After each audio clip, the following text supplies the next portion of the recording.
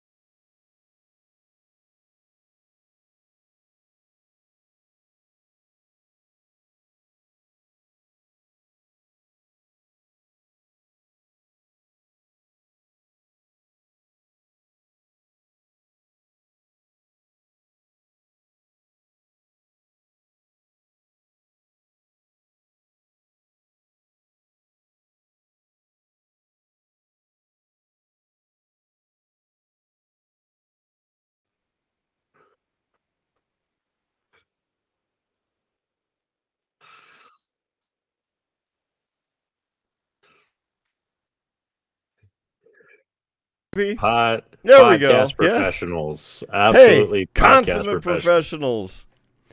The funny thing about it was there and then it wasn't there. So, Howard's intro just got blasted. Hey, you know what's new on this show? Finally the stomping of transitions has made it all the way to the introduction. Yeah. So, 3, 2, 1, 1, 2, 3. Welcome to the show. It's let me try and recap what you said. Welcome to the show. It's that time of the year again to get in the fast lane. He's Howard Blues, the living embodiment of Charlie Brown, here as typically always with his co-host, me, the man, the myth, the legend, Mark Kidder. And welcome, good evening to this live stream at just after 10 o'clock Central Time, which is pretty early for us. Well, I mean, we're getting older, man. It's, that's the way it goes. Yeah. We recorded the regular show last night and had to drag my butt to bed at like 1. So, still trying to recover. Right. Mm-hmm. So I guess housekeeping business for anybody joining us, and you've made it past us suddenly appearing on the screen. Thanks for making it that far. You can not only follow us, please hit the sub button, help us out, get in front of more people. We would absolutely love to share the wealth if we had the wealth. So you can help us get the wealth and we'll share it. You can also subscribe to the show every month if you want to donate $1 to a couple starving podcast hosts. It's us. That'd be great, too. Really appreciate that. That's at streamlabs.com/beerbluesbs. It's actually on the bottom of the screen right now, and you can see Howard's looking at it right now. It's down there. And you can see the Lazy Goalie donated $25. He's still living in infamy, and the missus donated $25 toward the cause. So she's living in infamy down there as well. But we're here because of Fastlane 2023. How fast was it? Well, it did end before 10 o'clock, just barely. But was that too long? That's what we're here to find out. Before we get to the show reaction, as Howard is so kind to introduce the show, we need to do everybody's favorite portion of the show, What's on Tap. Howard, what do you got going on tonight? Well, I since I tried to ham up the intro, you can try. Might as well keep that rolling and have a hams. That's right. Mostly because it's the only pint that I had in that I've already had before, and To everybody. So yeah, I did think about Kidder of doing my usual, every time I get a prediction wrong, taking a shot, but there's only 5 matches, so this doesn't seem like as much punishment as it normally is. So It's true. However, 5 matches and your shots, it'll still get you messed up. not on butterscotch schnapps. No. I'd have to get something harder to make it interesting. What are you having, good sir? What are you pulling out of the triple B fridge south? Yeah. Well, I figure I gotta drink this up, and we're celebrating the end of summer, so another Leinenkugel Summer Shandy. It is crisp, refreshing beer, perfect for summer, even if summer is now over. Inspired by Franz Kugler, whose Munich tavern was overrun with thousands of thirsty bicyclists. He mixed beer with lemonade, and bam, it was a hit. Like his, our doors are always open, so come visit the Leinenkugel family. So why are we here, Jaco? We're I here. said it already, but... Well, yes, we're here to review Fastlane. And hey, if you've never joined us for one of our classic wrestling reviews, because Classic. hey, listen, I'm trying to sell it, man. Please subscribe. Yeah. The way that this tends to work is a couple of things. First, Kidder has seen the show. I have not. Kidder is the one who takes the sacrifice to sit down and put himself through watching the show and taking notes so he can report back to it. I have kids. I don't get much time to myself these days. So I live vicariously through Kidder's wrestling reviews, and that's how I learn about the show.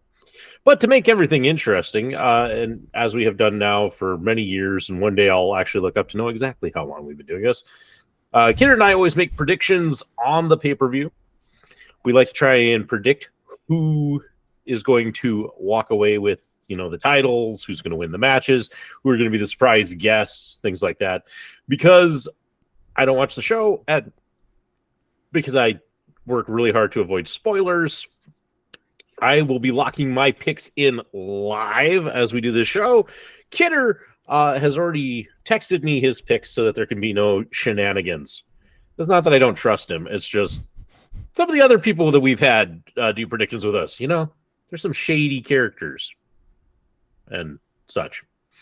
So that's how the game plays, and we'll see who the big winner is at the end of the night, and they get bragging rights, the defunct pay-per-view that WWE no longer uses. Yes. So, yeah. So, glad that we have that ready to go. Mm-hmm. Oh, also, what's also fun, Kidder gets to award one match the DraftKings screwy finish of the night. So, what match is going to win that prestigious award? We don't know. Well, at least I don't know. Kidder knows. I don't know. Yeah. So, we'll see how it all plays out. As long as I haven't forgotten it by now. Well, I'll ask at some point. It's true, yes.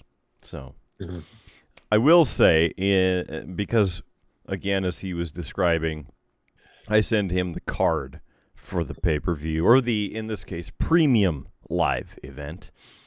And I neglected to add a couple questions in there of one, will Jade Cargill appear? And two, when we get to it, the 6-man tag match, who is joining the mystery call for the LWO, because it's a 6-man tag.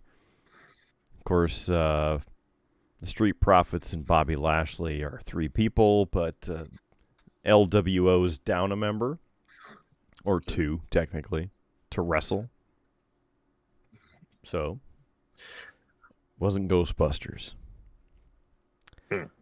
So, I would tell you, and again, I've seen nothing. My take on that, and I know you didn't submit any picks on this, but I would say no. We're not going to see Jade Cargill.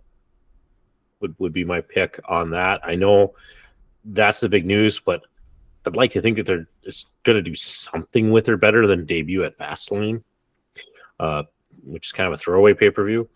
And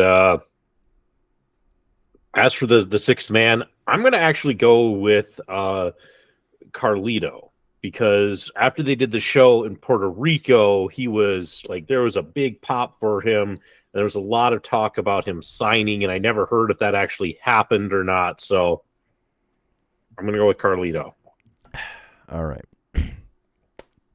Since they are magical points, and they certainly don't matter, during the kickoff show, which had 0 matches once again, and so a waste of an hour, Jade Cargill did appear. She arrived, came into the building, and Triple H greeted her. And so she was officially on WWE television as appearing at the pay-per-view. Premium live event. Premium pay-per-view live premium event. Well, God, man, good thing I'm not doing shots. I would have started off super early on that one. Yeah. That's why I figured I'd just get it out of the way. Because, again, kickoff show doesn't really matter. So there's that. What? I was just going to say, so does that mean that if you had not watched the kickoff show and just skipped it, would we have ever known Jade was there? Yes, because even though I did skip the kickoff show because I figured there wouldn't be any matches on it, which, again, I'm like 12 for 12 on that. They had a video review. Actually, I was watching it because it was right before the show started. It was like at the 55-minute mark of the kickoff show. So I did actually see that part. But I was instead watching Marvel's brand new episode of Season 2, Loki. And probably a better use of time than Season 1 kickoff. earlier today. Yes. So, ran over just a little bit. But anyway, we'll get that first one right out of the way right away. Also, during the kickoff show, there was a video package that aired about Indianapolis and the Motor Speedway that was narrated by Pat McAfee, who has a huge connection to Indy. That he does. I think his studio for his show is still in Indy. I think he's still there. So, I believe. I could be wrong on that, but we'll go with it. It seems right. I mean, it's fact now. It's on the internet. I'm gonna get a letter from Pat McAfee. How dare you make my this a fact, and now I have to move my studio to Indy. Yeah, clearly. All right, so let's get this actual show on the road. We've been stalling a little bit long enough, and I know that the audio is actually working and the video is actually showing, so we're getting somewhere. Right at the top of the show, pyro, of course, opening video. I give it 78%, or let's go 3.8 out of 5, because I know that yes, I know that those don't add up to about the same, but we're going with it. Video was really good, lots of graphics and things to get you pumped up, and then they were throwing in, again, the specific match clips and highlights from before about the matches that would be on the show. I hate it. Just make it cooler. We know you're going to get half the show of promos to get pumped up, so you don't need the extra filler in the opener, but you got to fill 3 hours somehow, so there is that. On top of it, 14,529 in attendance. So, there you go. Right off the top of the show, it is a tag team match for the undisputed WWE Tag Team Championship. This match features the Judgment Day current tag team champions, Finn Balor and Damian Priest, versus my son from a plumber, Cody Rhodes. He's coming down to the ring. And main event, Jey Uso. In this one, I picked the Judgment Day.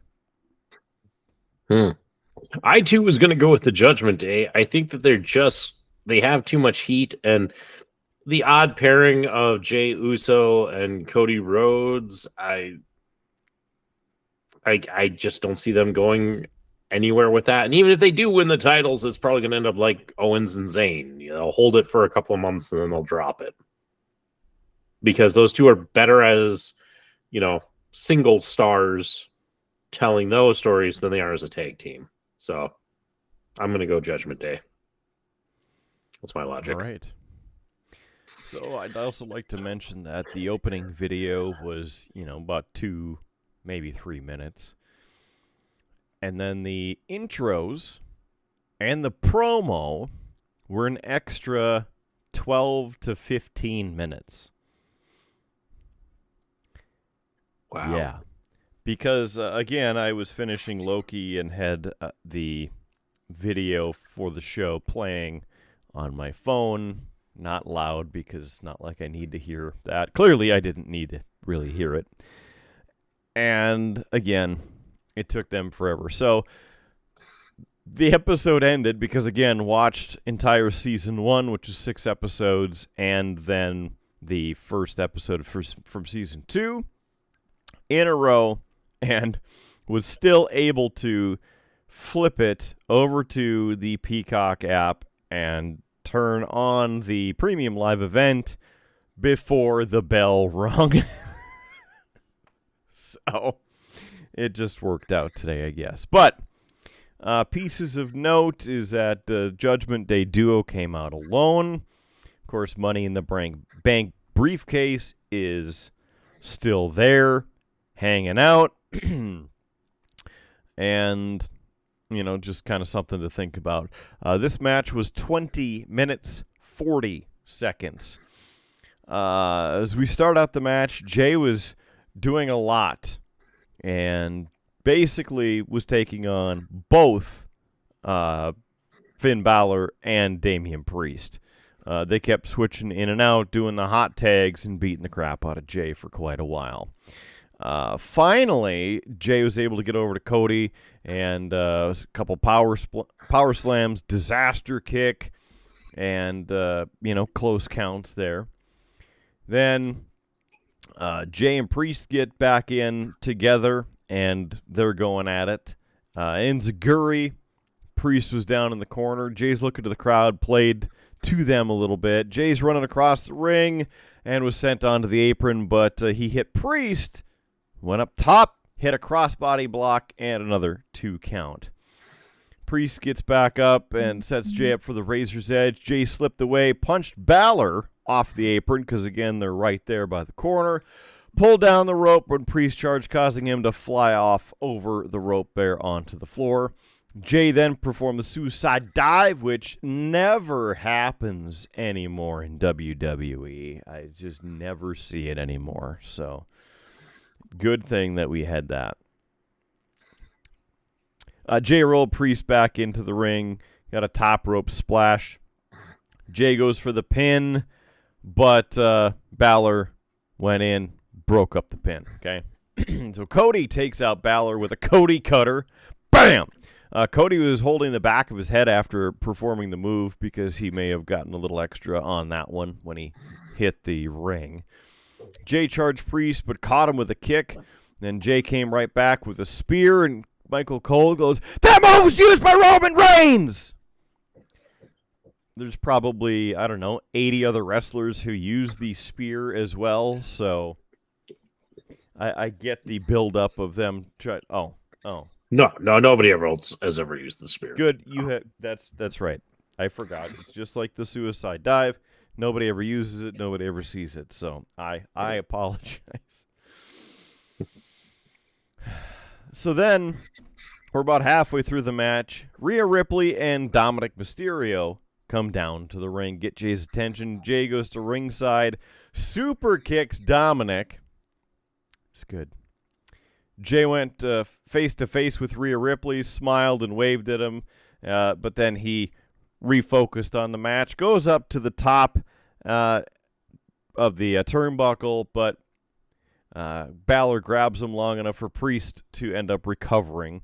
Priest hits a Hurricane Rana after Balor tagged in, doing again the switcheroo there. Balor followed up with the coup de grace and a pin, but Cody broke it up. Now at this point, Priest is selling some pain to his left knee. All four men stood up in the ring, and then they start going at it right in the center of the ring. They separate. Priest goes for a springboard move and instead gets a kick from Cody. Balor hits a sling blade on Cody. Jay super kicks both of the opponents there, of Jay and Damian. Jay covers Balor, kicks out. Jay's momentum took him toward the ropes, where Rhea Ripley hit him with the Money in the Bank briefcase, but the official was looking the other way. Didn't see it, didn't hear it, even though I'm pretty sure it was on the Titantron. Anyway, Cody hit Priest with a crossroads on the table, and at this point, JD McDonough had showed up. Priest and Cody were fighting. Priest goes on top of the broadcast table, and the way they're positioned, JD McDonough grabs the briefcase that was sitting there, tries to swing at Cody, misses Cody, and smokes Damian Priest's knee. And then Cody hits Damian Priest with another crossroads. Jay took out two of the foes with, again, a suicide dive. I can't believe two of those in one match from Jay. Back in the ring, Jay is holding Balor in place while Cody hits another Cody cutter. And then follows that up with the crossroads. A 1, 2, and 3. Your new WWE Undisputed Tag Team Champions, Martha and Cody Rhodes, and main event, Jay Uso. Not too bad. Of course, their first time tagging like that, winning the titles. And interestingly enough, it's Cody Rhodes' first championship since returning to WWE. They're, still playing up the whole Money in the Bank briefcase thing. So we'll see kind of where this goes. With that, as well as I'm thinking about really the rest of the card, we're getting it off of the whole thing right away. That is the DraftKings screwy finish of the night. Just because of the interference, Rhea Ripley and the briefcase into Damian Priest's knee, and et cetera, et cetera. Just screwiness afoot for this one. Rude Boy Kyle would be proud because there's, again, shenanigans happening.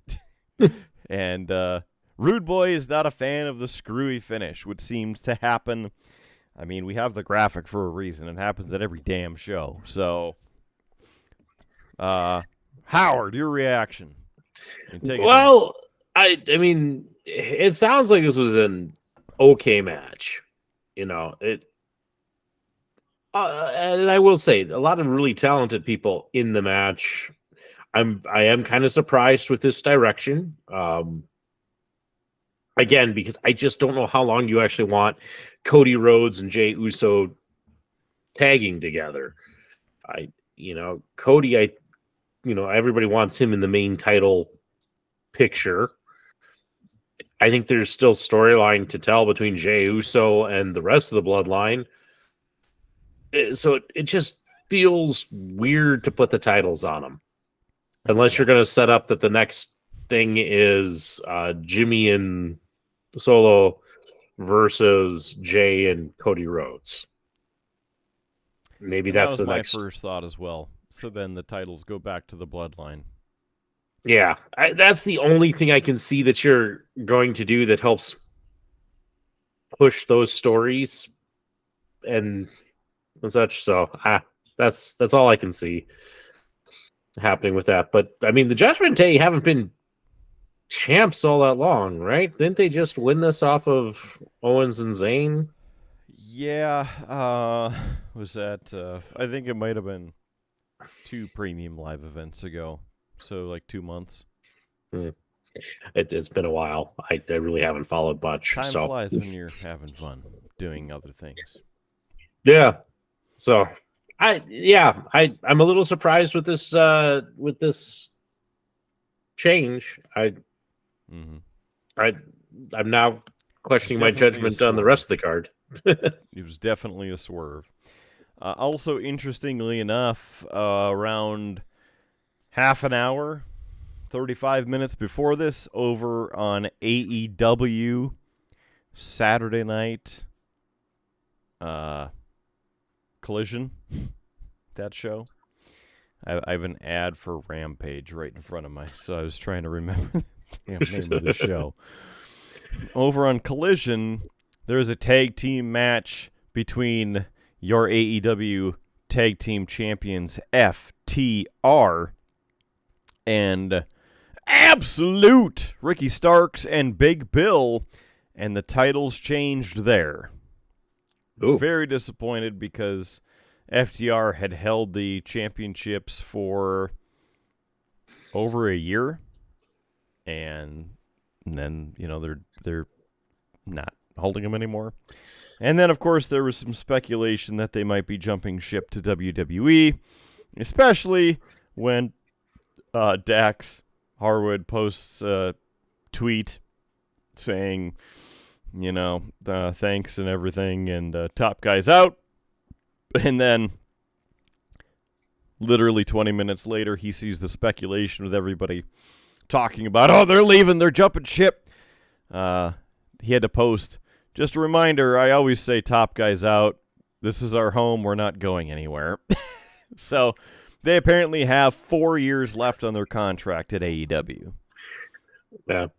And the speculation with that is he apparently tried to trademark or has trademarked CMFTR. Is that probably where you were going? That's exactly what I was about to say. Sorry.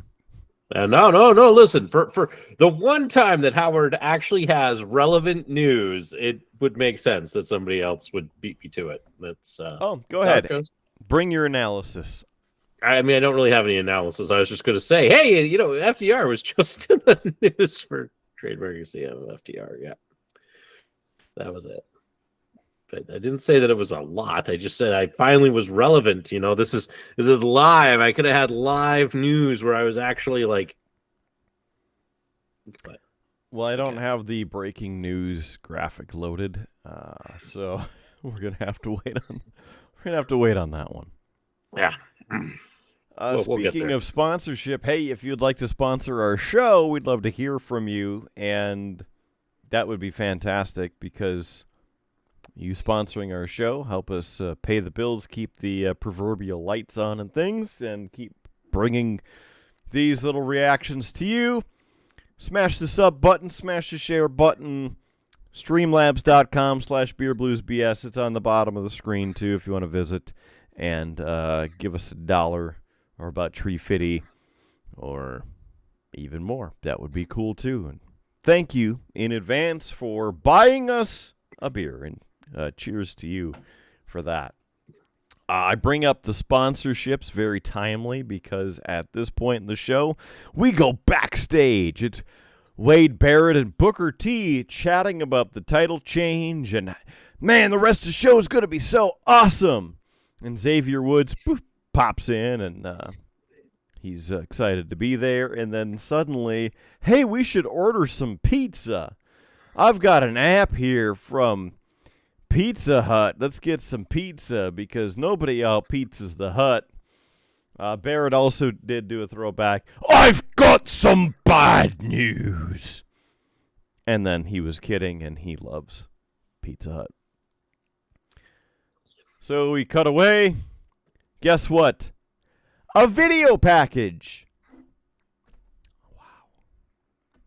Mm-hmm. It's about Bobby Lashley, Street Profits versus LWO and their feud. That is our next match on the card. The 6-man tag team match. Again, LWO versus the Street Profits and Bobby Lashley. As Howard mentioned, his pick for the mystery call, mystery assist by Rey Mysterio is in Carlito. So, now that we have reminded you about that. Street Profits, Bobby Lashley is actually who I went with on this one.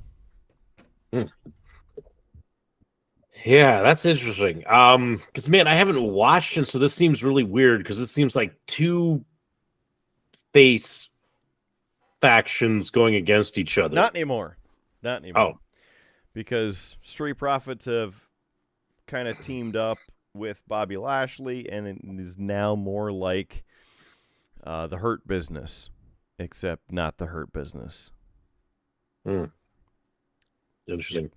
Yep. I actually forgot the name of his faction. I actually was about to say the Hurt Locker, and then I remembered that all that's a. That's his finisher. It's also and a movie. a movie. No, that's. See, I even forgot that was his finisher. They probably stole it from the movie. Probably.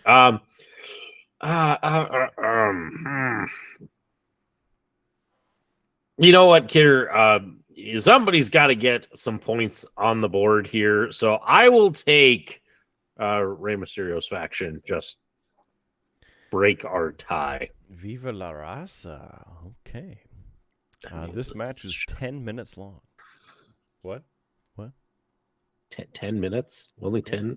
Yes. But you said something before I said the Viva la raza. Not really anything of importance. Okay. Well, Lashley and the Street Profits came out first wearing the black and gold gear. And then with the LWO music, Santos Escobar and Zelina Vega came to the forefront of the arena, and then Rey Mysterio's music took over, and then they came down to the ring. Now, right at the beginning, as they're in the ring, being right there before the bell actually rings, Corey Graves reminds everybody, or informs me, because I didn't watch SmackDown last night, that Rey didn't have a friend of the world and called him a fraud. Cole said it looked like they'd have to go this one alone. So a 3-on-2 handicap match, potentially. So Zelina Vega is hanging out ringside, and she's got the sandal in case she needs to throw it at somebody. If you remember from the show in Puerto Rico. So bell rings, match starts, and guess what? This match sponsored by Pizza Hut. Nobody out pizzas the Hut. Did you know Pizza Hut was here? Pizza Hut this, Pizza Hut that. There's Pizza Hut on the boards. There's Pizza Hut on the apron. There's Pizza Hut shooting out of the posts. There's Pizza Hut shooting out of their asses. Like, this is unbelievable that there's Pizza Hut. I can't believe Pizza Hut sponsored this match. I had no idea. I'm just surprised it's not a pepperoni on a pole match. You know, now that it's out there and this is live, you're welcome, WWE. Please send your royalties to either streamlabs.com/beerbluesbs or unholyalliance@beerbluesbs.com. It was a bit distracting because on the digital boards on the back, nobody out pizzas the Hut, and the whole text is moving before they started the match. Has that also on the ring apron, and then they had a graphic on the screen, and the replays also had pizza flying and the squeeze box, and then there's a close-up like macro shot of a pizza, And then even the replay text on the bottom was in the Pizza Hut font. And I'm going, okay, how much did they pay? Because if they could pay WWE for that, we have plenty of screen space. Pizza Hut, if you're out there, you can pizza this hut. Okay? Get a pizza this hut. Huh? All right, let's get on with the actual match. Because it was also on the ring posts, because they're the LED screens. All right, Escobar gets in there. Hurricane Rana on Ford from the top rope looked really good. Bobby Lashley broke up a pin, and Ford ends up chop blocking Escobar's knee. Dawkins comes in briefly, and then quickly switches out for Lashley. Lashley grabs Escobar, holds him up in the air with a vertical suplex with the one arm before moving doing that move. Dawkins tags in, covers Escobar, another 2 count. Ray comes in, tries to go for the 619 because Dawkins is there, but Lashley had tagged in, was not actually near the ropes, but was standing next to the ring, grabs Ray's legs in midair and pulls him out of the ring. Dawkins punches Ray. Well, Lashley's holding on to him. Then Ford tags in, gets a running splash on Ray, another 2 count. Ray was really getting blasted for most of this match. And then feels like we're getting closer to the end of the match. The straights are dire. It's almost a loss for the good guys, and suddenly music hits, the lights come up, taking over from the pepperonis strewn on the digital billboards, and it's Carlito coming on in, takes a tag from Ray, gets the hot tag, cleans house, goes for a huge drop kick on Ford. Carlito throws Dawkins from the ring, and Ray got him with a seated senton. Escobar hits the suicide dive on Lashley. I can't believe that somebody else did a suicide dive in the same show. Like, never happens. Carlito hits Ford with the backstabber, goes for the pin, 1, 2, and 3. The LWO with Carlito picks up the victory at 10 minutes on the nose. I should note, Carlito's music is disappointingly different now. So it is not the, I spit in the face of people don't like to be cool.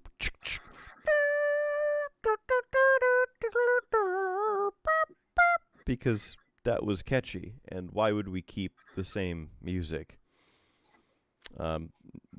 Yeah, now it just sounds more stereotypical Caribbean, I don't know, Puerto Rican.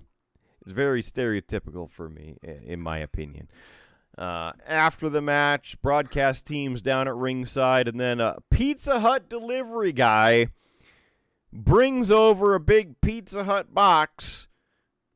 And, of course, they're like, what is? Look at this, pizza delivery. Did you order delivery? Did I order? I did. It wasn't me. Pizza Hut, man, whoa.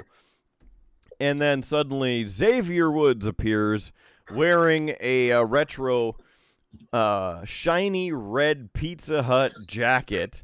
Hey, I ordered pizza for you guys. The big dinner box, blah, blah, blah. Let me open this sucker up.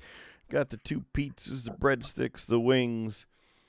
And, I mean, it looked, really good, right? Michael Cole also made a joke that it could not have been Wade Barrett ordering it for them because he's cheap. So, that was funny. And then they each take a piece, and then they're eating it. And then guess what?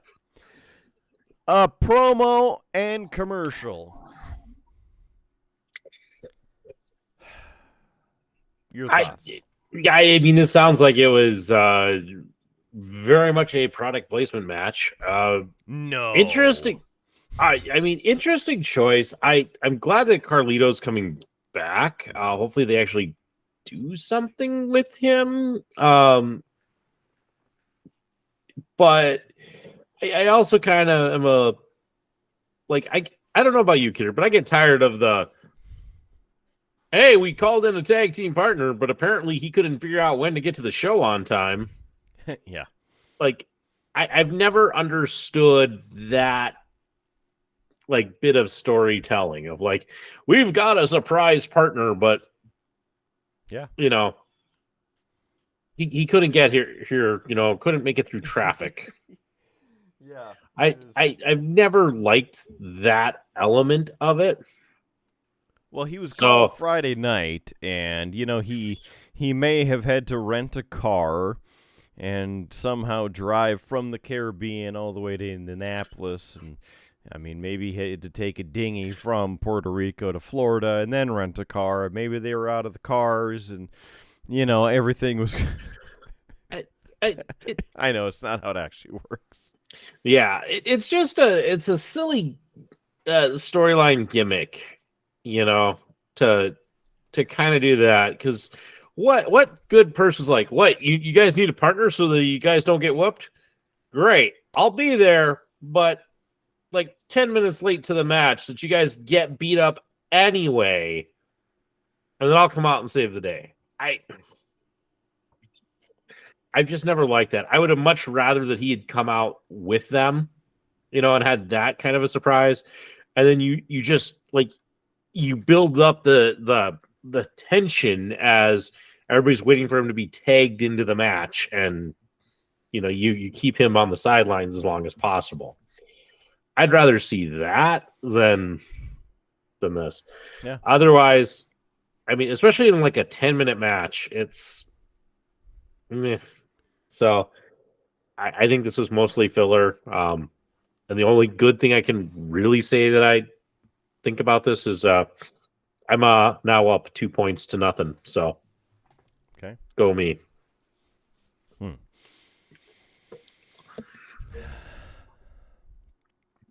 Also seems unfair because I didn't get to guess on him, but it's okay. Okay. Do you want a bonus point for your prediction that there would be no matches on the kickoff? I mean, sure, that'll help. Yes. Okay. Thank you. Okay. One pity point. For I'm in it. Yeah, on the board. I mean, we got to keep this interesting. There's only 3 matches left. Yeah. So again, promo, right? Mm-hmm. And then, hey, the clip replaying that Jade Cargill has arrived. So she officially was aired on the main show as well. And they did put up her name as Jade Cargill, so kind of interesting if they are actually keeping her name. I think they would. I think they want all of the press and such. Yeah. It would be there have been other really impressive superstars that they have changed the names of, and it's just why? You bring in Butch?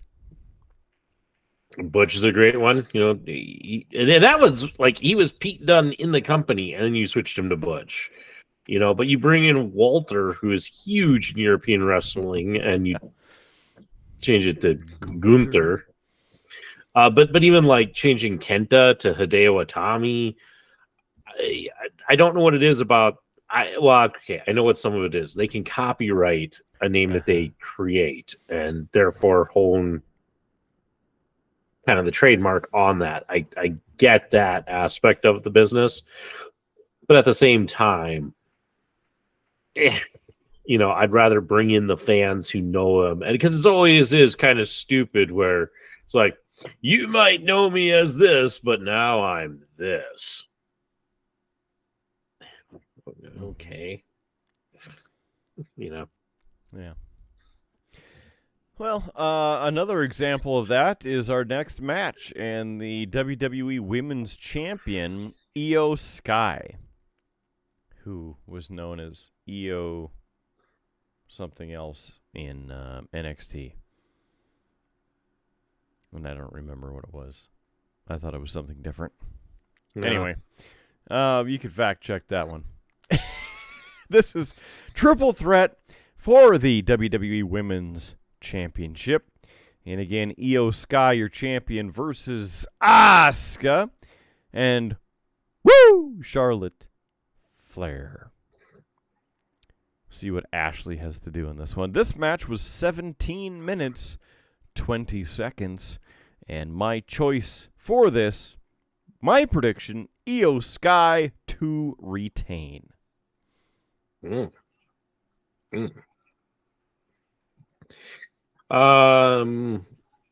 she's always been Io Sky. At least in NXT, she was Io Sky. Io Shirai is what she had previously been named. Oh, that's correct. Yes. That was so close, I didn't even catch that. Yeah. Shirai, Sky, High, Fly, Dakota Kai. I'm gonna pick Kidder because I made the mistake last time and I didn't pick this person. I am gonna pick Asuka. Wow. Because I'm gonna stick to my guns here. The last time that we did predictions, I was wrong. Asuka ended up winning it. I kind of kicked myself about it. So I'm gonna stick to my guns. I'm gonna stick to a favorite, and I'm gonna stick with Asuka to retain, although I'm probably wrong. So okay. Well, here we go again. This match, 17 minutes, 20 seconds. Introductions for the title match occurred. A little intimidation factor from both Charlotte and from Asuka. And right away, Take 2 for moderate to severe plaque psoriasis. Right you can away, show off your skin.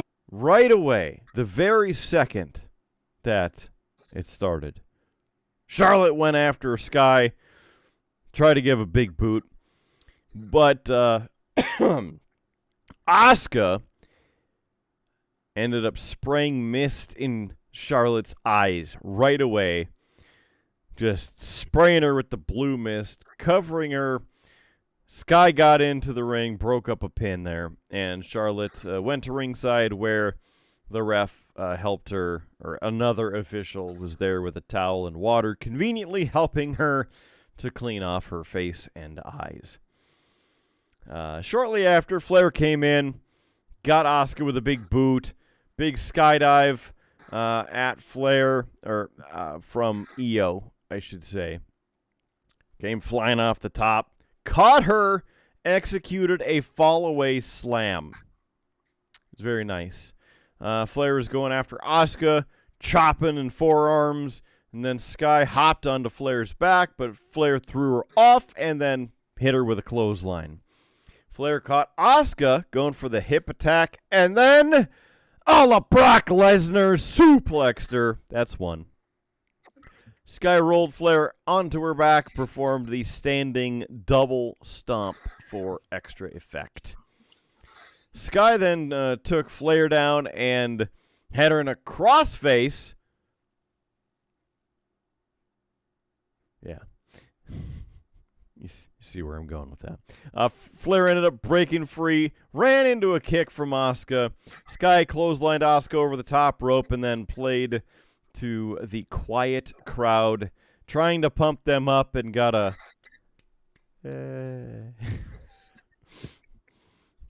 It was pretty bad. The crowd was asleep for this match. Like the 30 people who cheered, you know? Like, there's some good moves in this, but yeah. Anyway, she got a missile drop kick there on Asuka. So Sky went up top, was cut off by Asuka, who then German suplexed her to the mat. That's the second of the match. Asuka threw a running kick to Sky, covered her for, again, 2. Flair went up to the top, hit both opponents with a crossbody block, and then Charlotte went a la Rick and was throwing chops on both opponents, and then suplexed both of them simultaneously. Is that 4 or 3? If you do one suplex, but you get 2. You get 2 people. Is that like a a half point for getting 2, so you get like 1.5. Because you're doing more work than just 1. Yeah, I mean, it is twice the load. I think you would have to make that both 3 and 4. So I think we're up to 4. 4! Then Asuka went for a German suplex on Flair. But Sky performed a sunset flip on Asuka and tried to pin her, but Flair broke it up. So we're still at 4. Flair ended up on the floor, tried to return to the ring, but Asuka knocked her back to the floor with, again, the hip attack. And then Sky dove from the ring onto Flair on the floor. Asuka hit Flair with a sliding kick from the ring. Sky put Asuka down and then executed the Ase moonsault and barely connected, but, to make matters worse, she was called out by Corey Graves for barely touching her. And I'm like, you can't even help to make it she just kind of overshot a little bit. Not, yeah, she barely touched her. Kind of a dick move on Corey Graves, in my opinion. Flair went up top, performed the top rope moonsault on both opponents to the floor. Now, getting them back into the ring. Asuka was on the bottom of a Tower of Doom spot, but was unable to get a 3 count on either opponent. So, yes, they did the trifecta and the big slam on the to the mat there. Asuka tried to roll Flair into an armbar, but got blocked, and then Charlotte applied a Boston Crab. Asuka countered in Kip Up, and then, another 2 count. Flair came right back, hit her with the figure 4, then Sky hit Flair with a Meteora and covered her for a 2 count. A little bit later, by like 20 seconds, Flair speared Asuka and covered her for a near fall while Sky was down at ringside. I'd also like to mention that during this match, because I had forgotten till this point, but I think Asuka was already on the top of the turnbuckle, and Io Sky ran over and jumped from the ring to the top of the ropes to grab onto her, which you don't see very often. So that one was pretty cool. Again, we're down at ringside where Io Sky got knocked down. Bayley runs out, wakes up Io, asks her if she's okay before trying to get her to return to the ring. Sky tries to tell her to get the hell out of here, and then gets back into the ring where Flair immediately knocks Io back to the floor. Asuka jumps off the top rope, performs a code breaker on Flair on the way down, and then a 30 or 40 person, this is awesome. Flair ended up putting Asuka into the figure 8. Bayley tried to run in, but the referee spotted it, a la Howard the ref. Sky performed a top rope moonsault onto Flair and pinned her for once the official actually turned around for a 1, 2, and 3. Io Sky pinning Charlotte for the victory in the triple threat, retaining the WWE Women's Championship. So, there you go. Triple threat. That's what it is. The coolest move there was, again, the spot. Couple of those spots there. It sounds like it was a decent match. I'm going to guess part of the reason that we didn't see a lot of... we didn't see the crowd really into it is because nobody really wanted Charlotte to be the champion again. We've also 15. Seen Asuka.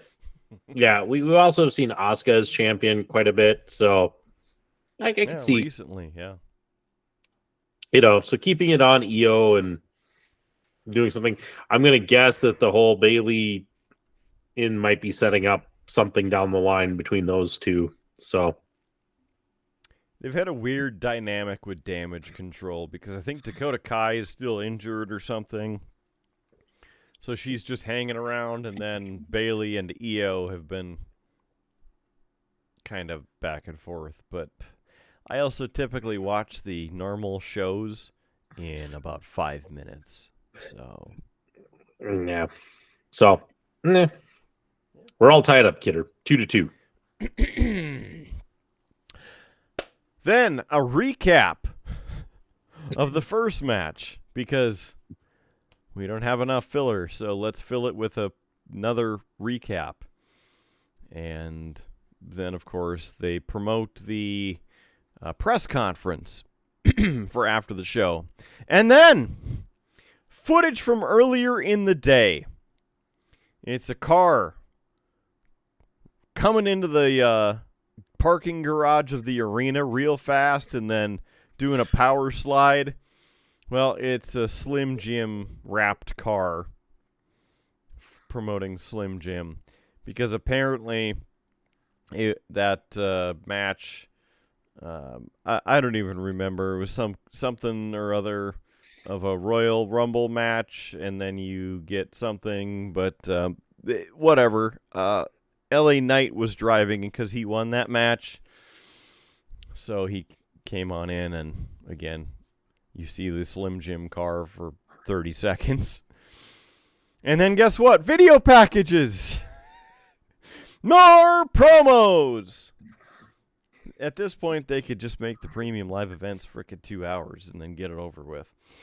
So they come back, and then Pat McAfee's there, makes his entrance, and is wearing, as you may or may not know, WWE now has official NFL Legacy Championships. So you can buy one for your favorite NFL team, and Pat McAfee was wearing the Indianapolis Colts variant. Came out, got a mic, talking about there's no way he's going to miss it because it's his city, and he's pumping up the crowd, and there's quiet crowds out there, but that's not the way Indianapolis does it. Gets them pumped up. And hey, what do you guys think? Should Indianapolis have a WrestleMania? Let's make them hear it in the back. Does Indianapolis need to have WrestleMania? And then, of course, the crowd goes a little bit more wild, and I think the guys in the back heard that, so it's good. If you think Indianapolis deserves a WrestleMania, give me a hell yeah. And, of course, you get a hell yeah. And then shout out to Steve Austin. And then I'm going to go down there, the greatest of all time, Michael Cole, and that hating ass Corey Graves. And then it was funny because Michael Cole goes, hating ass, hating ass. So then he goes down and now says, ladies and gentlemen, here's John Cena. And then Cena makes his entrance. That's right, folks. We're at the midpoint or so. It is a tag team match. 4-0. It's John Cena and LA Knight, yeah, versus Solo Sikoa and Jimmy Uso with Paul Heyman a la the Bloodline. This match, I picked Cena and LA Knight, yeah. I too was going to go with seconds. I was going to go with Cena and LA Knight myself. Yeah, because I like LA Knight, and it's Cena. He's not going to lose. Fun fact for you. John Cena has not won a match on pay-per-view in 5 years. That's mostly because he's been coming back and putting other people over.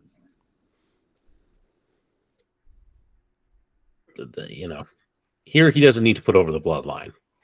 All right, well, I gave you a chance. 17 minutes, 20 seconds. Pat McAfee sitting on commentary for this one, and the crowd was going nuts for LA Knight. Yeah! Cena comes in first and goes after Jimmy right away. Then, of course, you do the old switcheroony. Sikoa comes in, slows Cena down, and he and Jimmy get Cena isolated. Cena's trying to tag LA Knight in, but of course keeps getting pulled back. Then Jimmy tags in and starts taunting LA Knight. Jimmy grabs Cena, who then hoisted him up and put him down with the old AA attitude adjustment. Cena crawls over to the corner, but Sikoa tags in, runs over, knocks Knight off the apron. Later on in the match, finally, a hot tag. This is what felt like forever.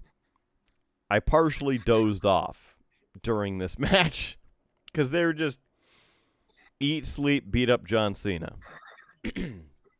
So, finally, later in the match, hot tag to LA Knight. The crowd goes nuts.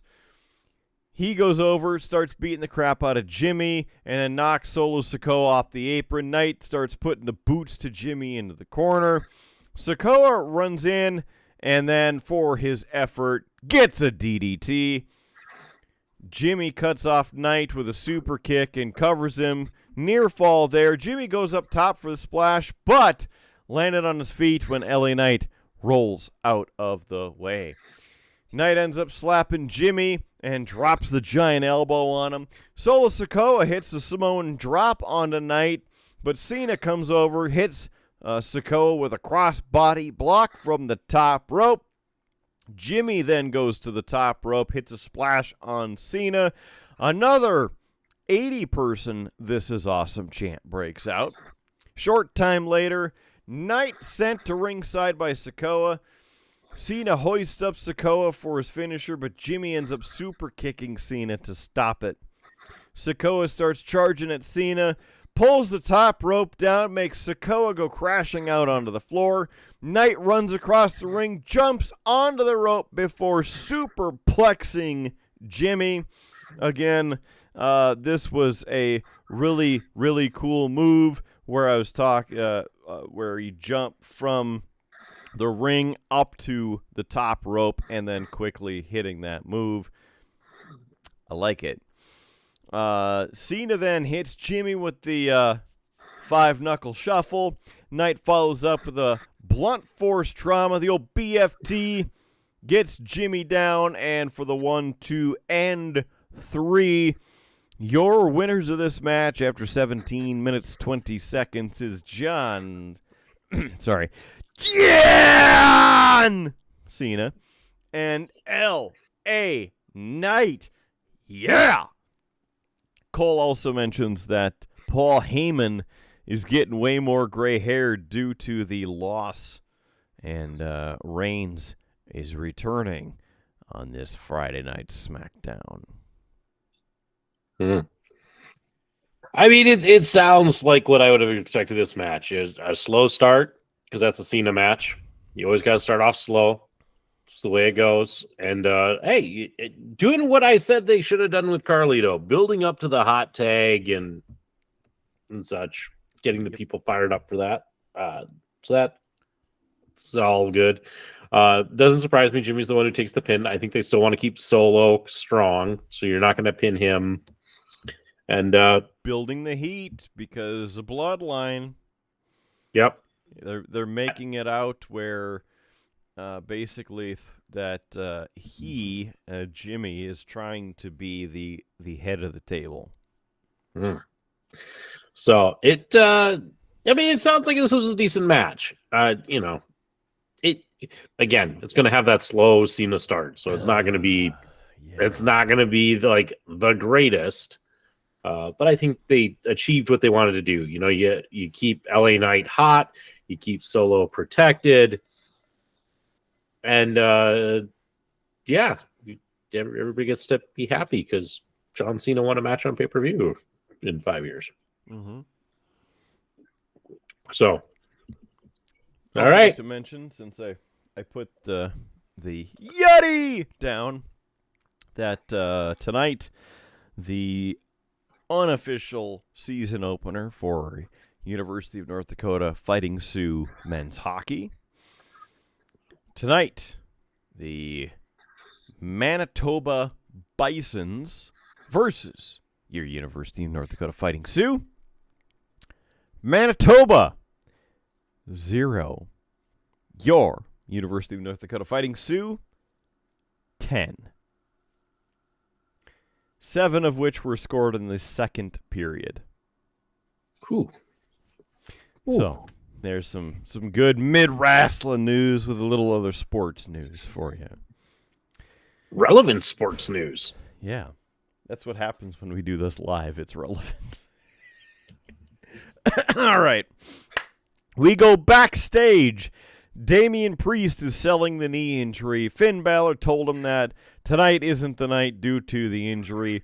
Priest said he's not going home empty-handed. Starts walking toward the door with his contract briefcase, but Rhea Ripley stops him and says, "You don't want to rush it." So Priest sits back down and Rhea Ripley takes the briefcase. Then we go back to ringside, and we see a group of people, one with a custom title belt over his shoulder, and it's Declan McMahon, the son of Shane O'Mac. Front row, again the spinner version of the Indiana Hoosiers title belt, because he is a running back for the Hoosiers football team. Yeah. Apparently on Monday Night Raw, Rodriguez, or insert some other Spanish name there, whatever WWE decides, versus Nia Jax for Monday Night's Snoozer. I do like Raquel Rodriguez, but Nia Jax needs to disappear. She needs to not be on my TV and my programs ever again. I think they should make her part of the Bloodline to actually build them some true heat. Well, yeah, that would get people to really hate him, and then I would actually hate them even more. I shouldn't say I even really hate him now. I'm just tired. You're Bloodline fatigued. Yes. You know, they have been kind of the only bad guys for a while. And so there's just, yeah, you know, when that's the only story. And I get that it's been a hot story, but it's also a slow story. It's also, I don't know, there's just, at times there's just not anything really happening with them. And I think that's part of it. And there's nobody else. You kind of have them, you kind of have the Judgment Day, and then really, where are your other great kind of heels that you can play off of? It's but that's part of the problem. You've kind of built up, well, we're going to put all of our attention on these guys. Wait, well, we have all this other show, and so we'll draw names out of a hat. It's okay for that part. So after that, it's a promo. WWE Crown Jewel coming at you Saturday, November 4th in Saudi Arabia at the King Saud Arena. I think that's what it's called. And again, midday Saturday, Jaco, starting at noon Central Time. Again, Saturday, November 4th, so it's now 3 weeks away. Start the countdown clock. Oh, I thought we had something for that. And that's just in the produced version. Cole then talked about the press conference again afterward. And guess what? Another video package on the main event, because we need another promo that's 4 to 8 minutes long. This is for the main event, which is Seth Rollins, your champion for the World Heavyweight Championship, versus Shinsuke Nakamura. And it is a last man standing match. I chose Seth Rollins. I hate last man standing matches. No. Because they always end stupid. Actually, it's not as bad as an I Quit match, but they're stupid. I'll you get take too many this things. over an I Quit match any day. Yeah, I just mean like there's been a lot now lately where it's like, well, we're just gonna have some like terrible thing stacked up on them so they can't get up. You know what, kidder? We're tied 3-3. Also, WWE is now broadcasting over in Japan, so I'm gonna just go out on a limb here. I'm gonna say that hey, they're gonna try to make a little bank off this market and put the title on Shinsuke Nakamura to try and bring in those Japanese fans and get them hooked on the product. And such. So I'm gonna go with Shinsuke. Also, I like Shinsuke Nakamura. So Okay. there will be a winner tonight. One of us will be happy. One of us will be sad. I'll probably still be happier than Kidder either way because I didn't have to watch this show. Yeah. This match was 28 minutes, 25 seconds long.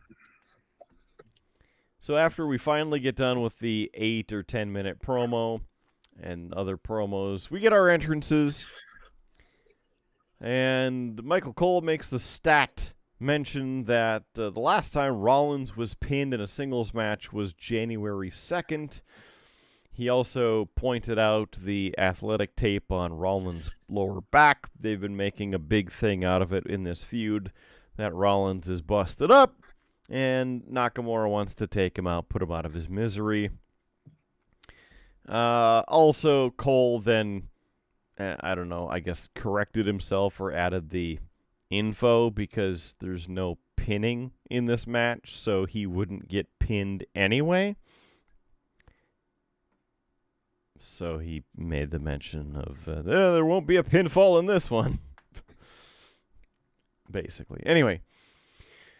Right away, Nakamura is getting away from Rollins, pulling the old shy start.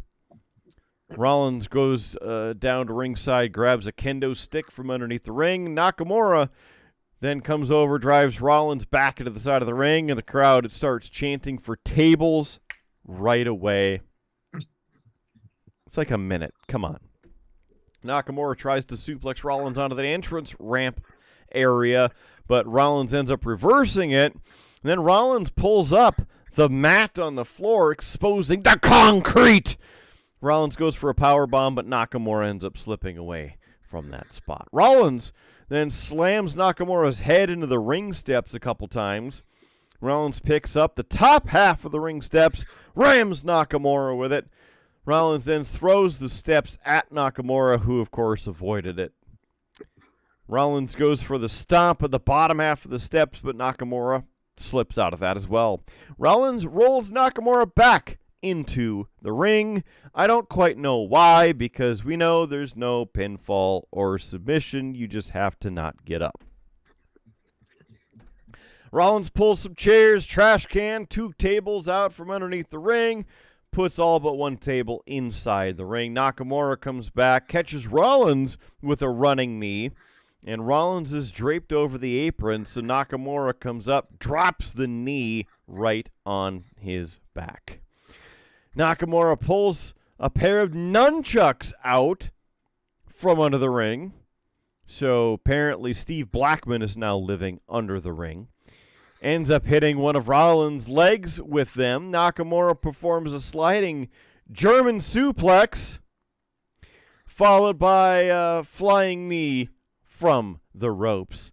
The official starts counting while Rollins is down, but gets back to his feet at a 5 count. Nakamura places the trash can on top of Rollins and then starts hitting it with the kendo stick. Again, Steve Blackman was smiling under the ring. A short time later, Nakamura charges Rollins, who then moves, causing Nakamura to crack the table that they had set up in one of the turnbuckle corners. Rollins follows it up with a stop. Nakamura gets the referee count at 8. He's when he gets up. So then Rollins clotheslines Nakamura over the top rope and spilling down onto the floor. Rollins goes to ringside, pulls out a ladder from underneath the ring. What's he going to do with a ladder? Is he crazy? Have you not been watching anything from Seth Rollins in his entire career? Come on, Corey Graves, do better. So, Rollins sets the ladder up next to the broadcast table. Rollins then hits Nakamura with the forearm, places the top of his body over the table. Rollins climbs halfway up the ladder, but Nakamura gets off and moves away from the table. So Rollins comes down, runs Nakamura into the barricade a couple times, tries to continue roughing him up, and now they spill over and they're into the crowd at the back of the main arena. Rollins scoops up Nakamura, but slips off and ends up shoving Rollins' head into a barricade. Now Nakamura brought Rollins into a small area of some chairs. It's kind of closed off, but there's some tables that are set up there and a higher platform. Nakamura is still pulling Rollins along up the steps through the crowd as they're trying to get over toward this area, and then ding! Low blow. Sends Rollins crashing over into some of the production equipment. Rollins, again, is able to get up before the 10 count.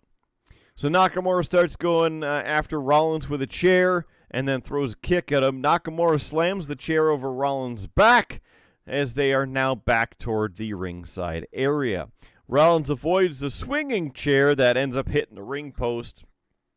Rollins goes for the pedigree, but Nakamura backdropped him onto the concrete that we previously mentioned that had been exposed.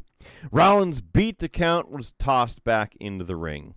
Rollins starts battling back, and Nakamura barely beat it back to his feet, and the refs count.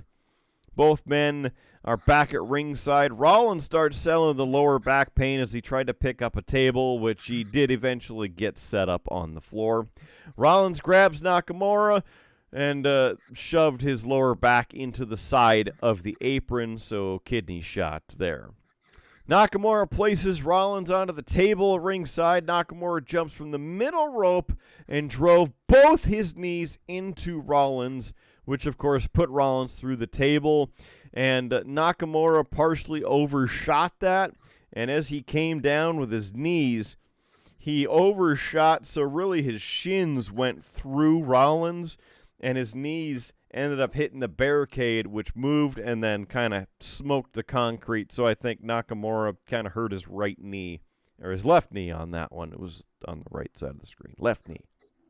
Anyway, he starts selling the knee pain, gets up, and Rollins used what's left of the table to pull himself up at a 9 count. Nakamura starts going after Rollins again with more chair shots. Rollins ends up using the barricade to pull himself up. Nakamura is smiling as he approached Rollins, who spun him around, sent face first into the ring post. Now Rollins is looking up at the ladder again. Cole says, "Don't do it! Are you insane?" Rollins limps over, picks up Nakamura, drapes him over the broadcast table. Cole said Graves has known for Rollins for over 10 years, begged him to talk Rollins out of whatever he had in mind. Rollins starts climbing the ladder, and then suddenly Nakamura gets up and climbs up the other side of the ladder, gets face to face with him, and sprays Rollins with the red mist. Nakamura then shoves Rollins off the ladder, who falls through the broadcast table. And Cole's begging Rollins to stay down, but he gets back up, beats the count. Nakamura rolls Rollins back inside the ring. There's a chair set up in the middle of the ring. Nakamura picks him up and drops his lower back straight on the flat part of the chair. Nakamura follows up with a Kinshasa that put Rollins through the cracked table that was still leaning in the corner of the ring. Rollins rolls out of the ring, landing on his feet right at about 9.5. Nakamura starts beating up Rollins some more as they fight into that area over on the main floor of the arena. Nakamura put Rollins on a platform in front of some fans seated on that lower level of the venue, but Rollins starts fighting back, hits a pedigree on the platform, follows it with a stomp, and both people are able to get up before the 10 count because, again, it's, last man standing.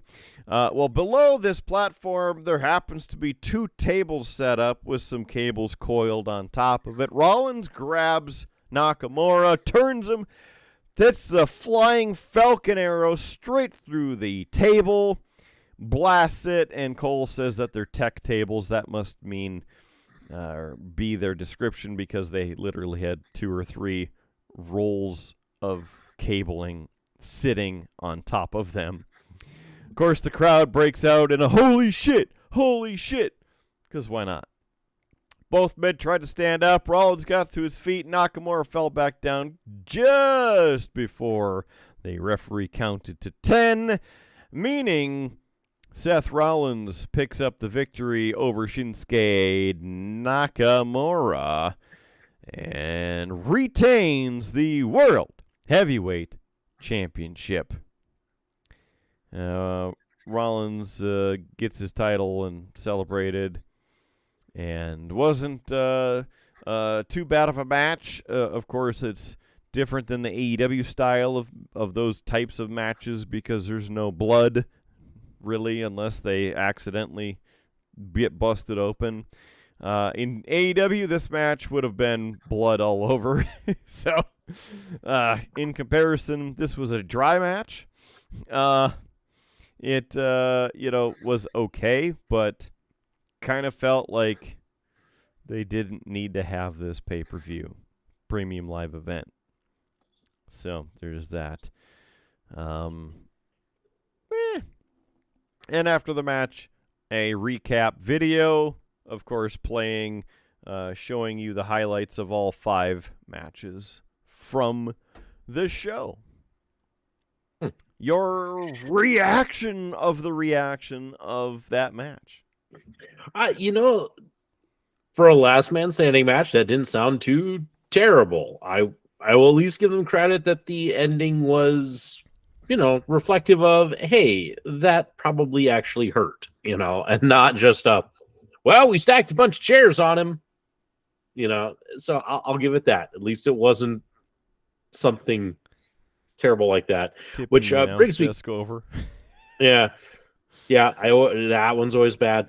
You know what I've always thought? I was thinking about this while you were talking. You know what we haven't seen in a last man standing match? A nail gun. Where like somebody like nails the other guy, like not through their skin, but like nails their attire to like pants. Yeah, so they can't get up. We haven't seen that one yet. So again, WWE, you're welcome when you get to that one.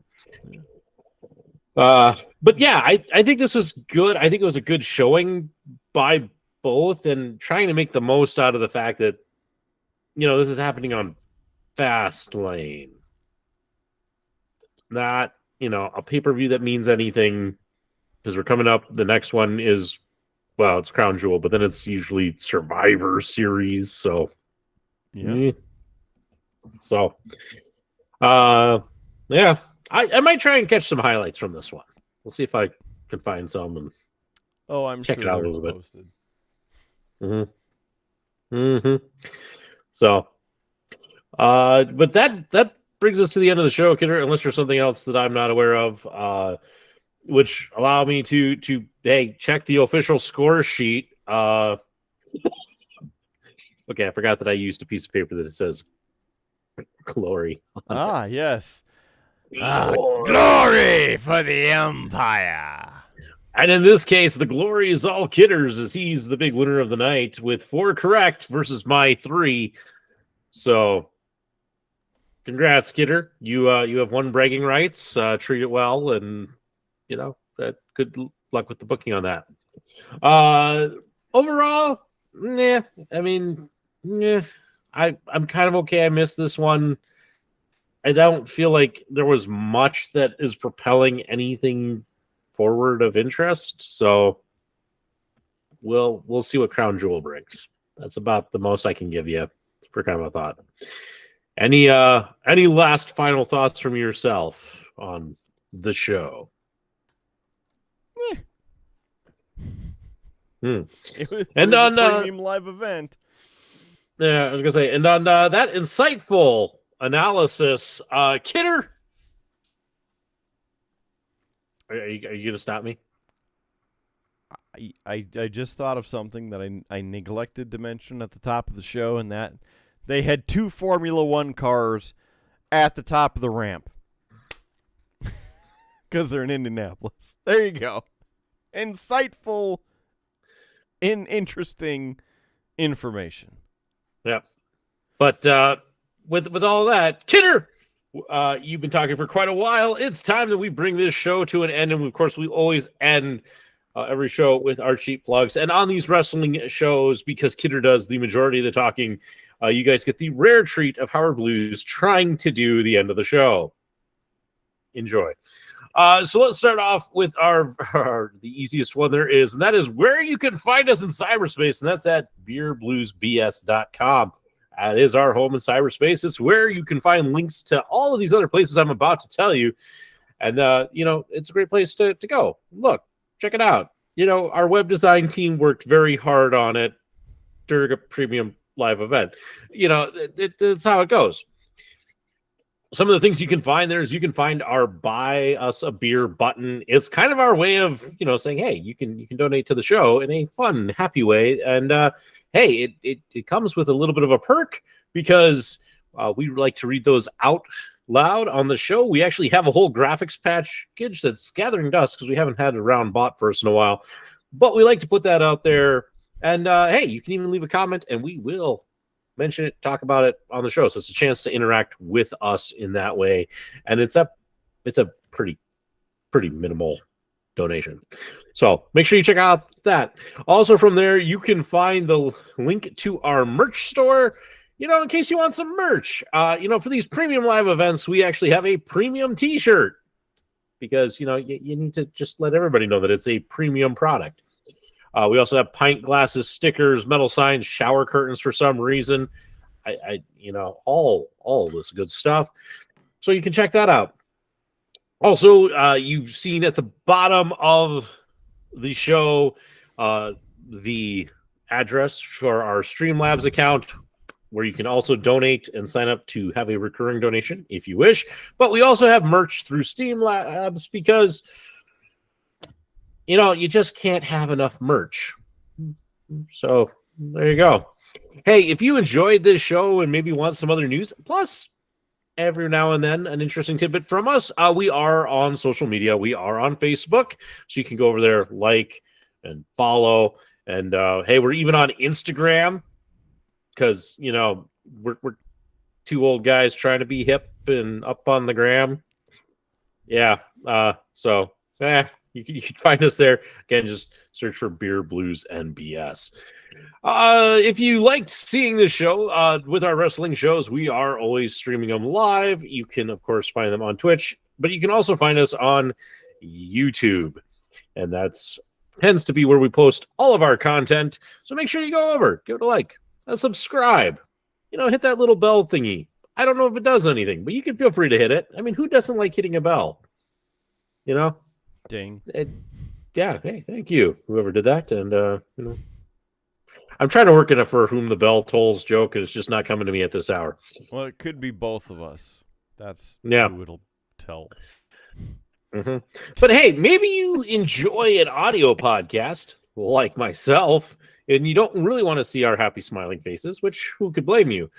We are on almost every audio podcasting service that you can think of. Just look for Beer, Blues, and BS. So Apple Podcasts, Google Podcasts, YouTube Podcasts, Spotify, Stitcher, iHeartRadio. I mean, there's a whole bunch of them. You can find us. We're pretty easy to find. And hey, I think that gets us through all of the cheap plugs. If I missed something, that's why we have beerbluesandbs.com, because that'll tell you all the places that I missed trying to do this. With that, that brings us to the end of our show. I am your host, Howard Blues. He's the man, the myth, the legend, the Mark Kidder, telling you to, of course, keep your glass at least half full, unless it's an IPA. Then, dump that thing out. He'll also let you know we have free beer tomorrow. So, make sure you come back and check us out to get that. And, we'll catch you all next time down that old last man standing highway. It's the best I can do, man. I tried. You're gonna need a 10 count or 10 shots.